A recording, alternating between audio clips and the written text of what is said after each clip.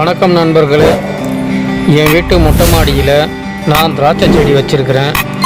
இது ஒரு 2 வருஷமாக இதை நான் வளர்த்துட்டு இருக்கிறேன். இது வரைக்கும் எனக்கு இந்த செடி நிறைய திராட்சைகளை கொடுத்துருக்கு. இப்போவும் திராட்சை நிறைய வச்சுருக்கு. ஆனால் இந்த முறை எனக்கு சரியாக காய் கொடுக்கல. ஏன்னா நான் என்னோடய வேலை சம்மந்தமாக நான் சரியாக பராமரிக்கலை. இது கவாத்து பண்ணலை, இதுக்கு சரியான உரம் வைக்கலை, சரியான நீர் பாய்ச்சலை. அதனால் எனக்கு இந்த காய் எனக்கு சரியாகவே இந்த முறை கொடுக்கல. ஸோ அதனால் இப்போது இன்றைக்கி எனக்கு லீவு, விநாயகர் சதுர்த்தி. இதை நான் விநாயகர் சதுர்த்தி அதுவும் நம்ம வீட்டில் ஃப்ரீயாக இருக்கிற நேரம் இதை கொஞ்சம் கவாத்து பண்ணி விடலாம் அப்படின்னு சொல்லி இப்போ நான் கவாத்து பண்ண போகிறேன். இது கவாத் பண்ணோம்னா நமக்கு நிறைய காய்கள் கொடுக்கும், நிறைய பழங்கள் கொடுக்கும், நல்ல டேஸ்ட்டாக இருக்கும்.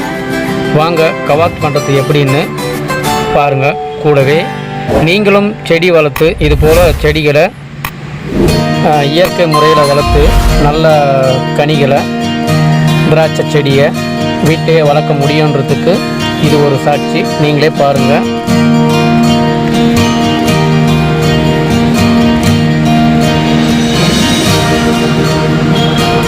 இதுக்கு நான் எங்கள் வீட்டு பக்கத்தில் இருக்கிற மாட்டு சாணம் போடுவேன்.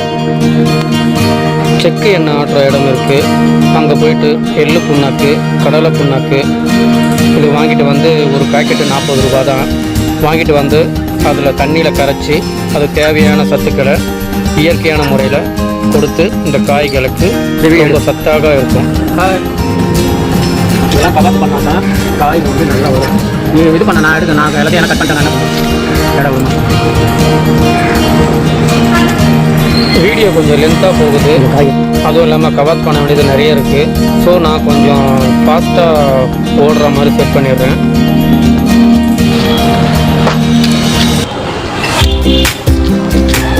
பெட்ரோலை ஏன் பார்க்குறீங்க? பயங்கரமான தேடி எங்கே இருக்குது நான் சொல்ல போகிறேன் சார். நீ பயங்கரமான டபுள் கேமரா இதே பார்த்து வெட்டி இருந்து லாஸ்ட் வெட்டிட்டே சொன்னோம். இப்போ நான் வெட்டி நான் ஏன்பா கவாத்து எதுக்கு பண்ணுறதுன்னா இந்த கவாத்து எதுக்கு பண்ணுறதுன்னா நல்லா பொறி பிடிக்கும்.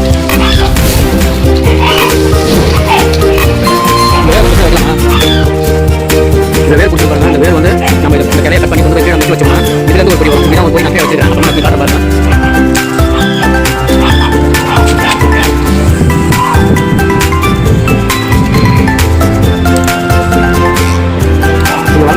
முனையை வெட்டிக்கணும்னா காய் நல்லா பெருசாகும். அப்போ தான் நமக்கு இந்த சத்து ஃபுல்லாக இந்த கரைக்கு வரும். இப்போ அதே விட்டு பாருங்கள். இது போல் முனையில் இந்த சத்து ஃபுல்லாக வளர்த்தி வரும். இப்போ இந்த சத்து ஃபுல்லாக இந்த பொடிக்கு போயிருக்கும். இப்போ இந்த காயும் வளர்ச்சி கம்மியாக இருக்கும். நீங்கள் வெட்டிக்கணும்னா இந்த வளர்ச்சி ஃபுல்லாக காய் முட்டை படுறது கலந்து பிடிச்சினாக்கா காய்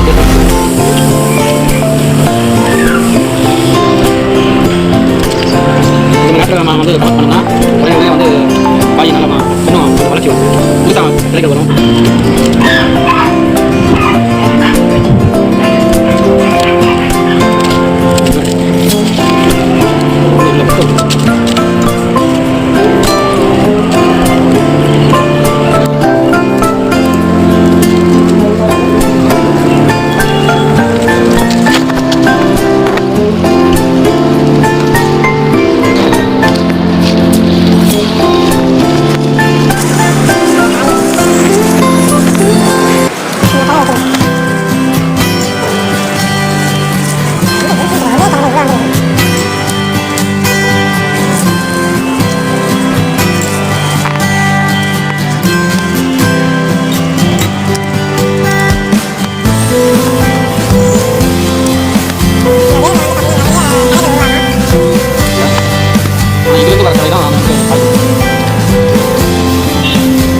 அப்படியே நேரம் பம்பு போட்டுக்கலாம்.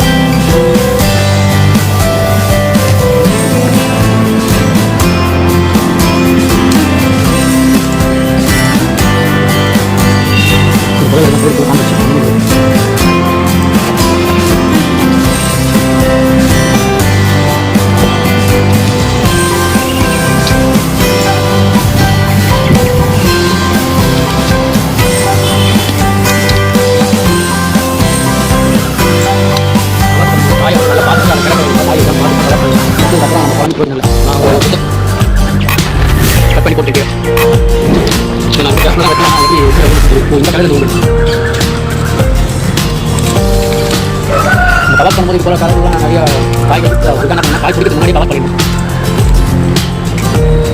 நம்ம குழம்பு போடுறது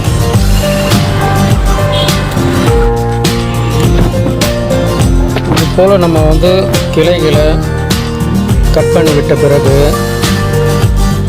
ஒரு மாதம் கழித்து பார்த்திங்கன்னா சின்னதாக அப்படியே அழகாக துளிர் விடும். இது போல் சின்னதாக துளிர் விட்டு இதிலிருந்து பார்த்திங்கன்னா சின்ன மொட்டுக்கள் வரும்.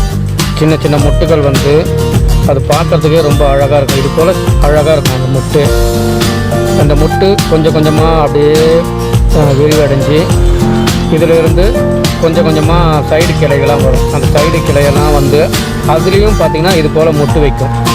அதிலிருந்து பார்த்திங்கன்னா கொஞ்சம் அப்படியே அடர்த்தியாகி இது போல் பூ வைக்கும். இது போல் பூ வச்சு அதுக்கப்புறம் அப்படியே கொஞ்சமாக அது வளர்ச்சி அடைஞ்சு ஒரே வாரத்தில் நல்ல காய் வந்து கொஞ்சம் பெருசாகி இந்த இலையெல்லாம் கலர் மாறும்போது உங்களுக்கு வந்து காய் வந்து நல்லா சில பூக்கள் கொட்டிடும். சில பூக்கள் வந்து இது போல் காய் வந்து பாருங்கள் இது போல் வந்து நமக்கு பிடிக்கும். உங்கள் வீட்டு மொட்டை மாடியில் நீங்களும் இது போல் திராட்சை செடி வளர்க்க முடியும். பக்கத்தில் இருக்கிற செடி கடைக்கு போயிட்டு ஒரு 150 ரூபா கொடுத்து வாங்கி நீங்களும் இயற்கையான முறையில் செடியை வளர்த்து இயற்கையான முறையில் பழங்களை சாப்பிடுங்க. மேலும் இது போன்ற வீடியோக்களை அதிகமாக காண தமிழ் டெக் குரு சேனலை சப்ஸ்கிரைப் பண்ணுங்கள், லைக் பண்ணுங்கள், உங்கள் நண்பர்களுக்கு ஷேர் பண்ணுங்கள். மேலும் வீடியோக்களை அதிகமாக பகிர நண்பர்களுக்கு எல்லோருக்கும் பகிருங்கள். நன்றி, வணக்கம்.